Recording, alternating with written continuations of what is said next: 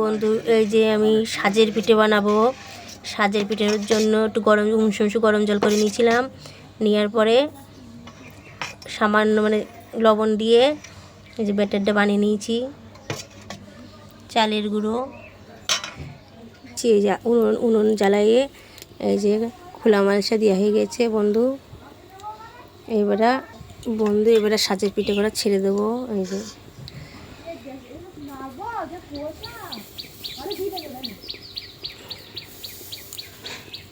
এক এক করে দিয়ে দেবো।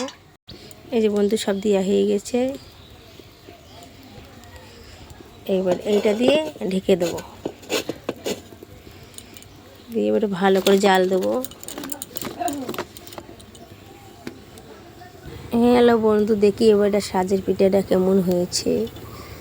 আগলা করে দিয়ে দেখেন বন্ধু, কি সুন্দর ফুলে ফুলে গিয়েছে।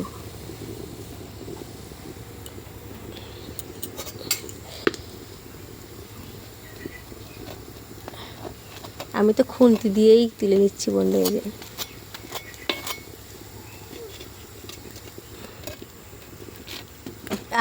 পড়ে গেল।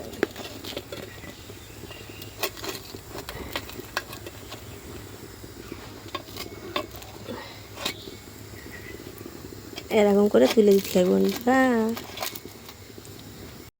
বন্ধু আবার এরকম করে দিয়ে সব করে নিয়ে তোমাদের কাছে নিয়ে আসছি পিঠে।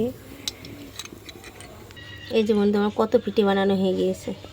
ভিডিওটা যদি ভালো লাগলে লাইক, কমেন্ট, শেয়ার, আর আপনারা বাড়ি ট্রাই করবেন।